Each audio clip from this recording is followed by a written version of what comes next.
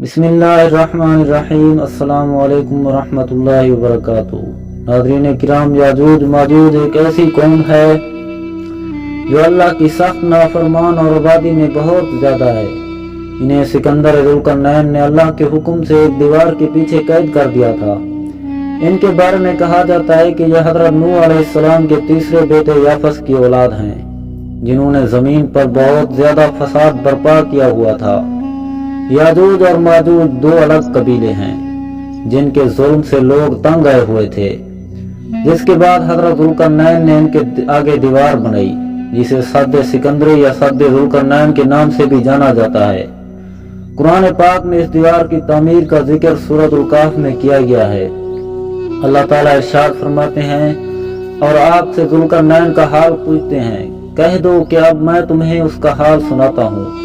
हमने उसे जमीन में हुक्मरानी दी थी और उसे हर तरह का साजो सामान दिया था, तो उसने एक साजो सामान तैयार किया, यहाँ तक कि जब सूरज डूबने की जगह पहुंचा तो उसे एक गर्म चश्मे में डूबता हुआ पाया और वहां एक कौम भी पाई।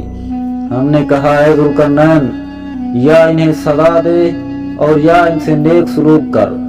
कहा, जो इनमें जालिम है उसे तो हम सजा ही देंगे, फिर वो अपने रब के यहाँ लौटाया जाएगा, फिर वो उसे और भी सख्त सजा देगा, और जो कोई ईमान लाएगा और नेकी करेगा तो उसे नेक बदला मिलेगा, और हम भी अपने मामले में उसे आसान ही हुक्म देंगे।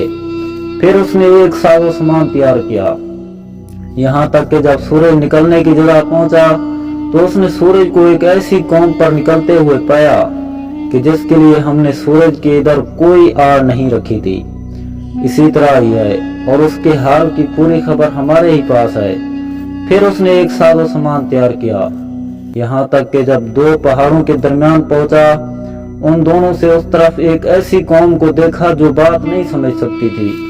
उन्होंने कहा कि ऐ ज़ुल्करनैन, बेशक याजूज माजूज इस मुल्क में फसाद करने वाले हैं, फिर क्या हम आपके लिए कुछ मासूल मुकर्रर कर दें, इस शर्त पर कि आप हमारे और उनके दरमियान एक दीवार बना दें। कहा, जो मेरे रब ने कुदरत दी है काफी है, सो ताकत से मेरी मदद करो कि मैं तुम्हारे और उनके दरमियान एक मजबूत दीवार बना दूं। मुझे लोहे के तख्ते ला दो, यहाँ तक कि जब दोनों सिरों के बीच को बराबर कर दिया तो कहा कि धोको, यहाँ तक कि जब उसे आग कर दिया तो कहा कि तुम मेरे पास तांबा लाओ ताकि उस पर डाल दूं। फिर वो ना उस पर चढ़ सकते थे और ना उसमें नकब लगा सकते थे। कहा, ये मेरे रब की रहमत है, फिर जब मेरे रब का वादा आएगा तो उसे रेजा रेजा कर देगा, और मेरे रब का वादा सच्चा है, और हम छोड़ देंगे।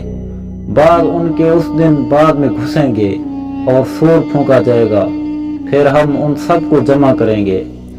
इसी तरह एक और जगह भी अल्लाह ताला ने याजूज माजूज का जिक्र फरमाया है।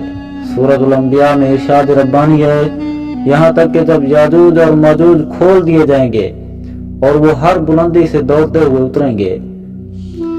याजूज माजूज हज़रत ज़ुल्करनैन की बनाई गई दीवार के पीछे कैद हैं, जो कुर्ब क़यामत के वक्त ज़ाहिर होंगे और जमीन पर खूब फितना फैलेंगे। बाद रिवायत में आता है कि याजूज माजूज उस दीवार को गिराने की कोशिश करते हैं लेकिन नाकाम हो जाते हैं। जब अल्लाह की रजा होगी तो दीवार की खुदाई करने वालों में से एक कहेगा कि कल हम इंशाअल्लाह इसको तोड़ देंगे।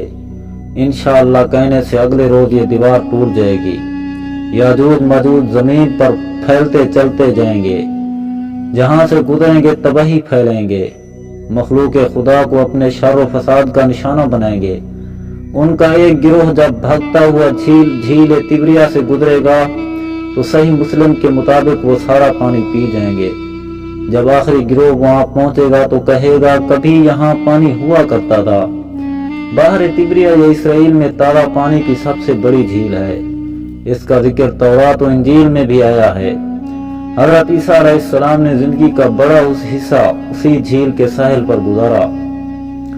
यहाँ से कत्लो गारत करते हुए याजूज माजूज बैतुल मुकद्दस तक पहुंचेंगे और ऐलान करेंगे कि जमीन पर हमारा कब्जा हो चुका, अब हम आसमानों पर भी कब्जा करेंगे, और आसमान की तरफ तीर फेंकेंगे जो खून आलूद वापस आएंगे, कोई उनका मुकाबला ना कर पाएगा। रिवायात में आता है कि याजूज माजूज की जानिब से आसमान की जानिब से फेंके गए तीरों पर रब्बे ताला की कुदरत से खून आने लगेगा और वो समझेंगे कि उन्होंने आसमान को भी फतह कर लिया है। उनका ज़ुहूर हज़रत ईसा अलैहिस्सलाम के नुज़ूल के बाद होगा। याजूज माजूज के फितने के वक्त हज़रत ईसा अलैहिस्सलाम को हुक्म होगा कि वो मुसलमानों को लेकर कोहे तूर पर चले जाएं। जब तूर पहाड़ पर ग़िज़ा की किल्लत पैदा हो जाएगी तो हज़रत ईसा अलैहिस्सलाम याजूज माजूज के लिए बद्दुआ करेंगे, जिसके नतीजे में उनके कानों और गर्दनों में कीड़े पैदा होंगे, जिनके फैलने से ये हलाक होना शुरू हो जाएंगे। मुसलमान जब तूर पहाड़ से नीचे उतरेंगे तो हर जगह याजूज माजूज की लाशें होंगी और उनसे ताफून उठ रहा होगा। हज़रत ईसा अलैहिस्सलाम अल्लाह से दुआ करेंगे, जिसके बाद खास किस्म के परिंदे उनकी लाशों को उठाकर जहां अल्लाह चाहेगा वहां ले जाएंगे। उसके बाद शदीद बारिश होगी और हर चीज धुलकर उजली हो जाएगी। याजूज माजूज के बारे में मुख्तलिफ रिवायात में आता है कि ये 9 हिस्से हैं और इंसान और जिन्नात एक हिस्सा आबादी हैं। जहन्नुम में भी हर 10 में से 9 का ताल्लुक याजूज माजूज से होगा। उनकी जिस्मानी साख्त के बारे में मुख्तलिफ रिवायात बयान की जाती हैं। एक रिवायात में आता है कि याजूज माजूज के लोग कई किस्म के हैं। बाज़ शमशाद की तरह लंबे, बाज़ तूल और अर्ज दोनों में 4-4 हाथ, बाज़ इतने बड़े कान रखते हैं कि एक को बिछाते और दूसरे को ओढ़ लेते हैं। एक और रिवायत में आता है कि याजूज माजूज के लोग एक बालिश्त के हैं, बहुत लंबे। उनमें से वो हैं जो 3 बालिश्त के हैं। इब्न कसीर के मुताबिक याजूज माजूज इंसानों की 2 कौमें हैं। हमारी दुआ है कि अल्लाह ताला हमें हर किस्म के फितने से महफूज रखे। आमीन।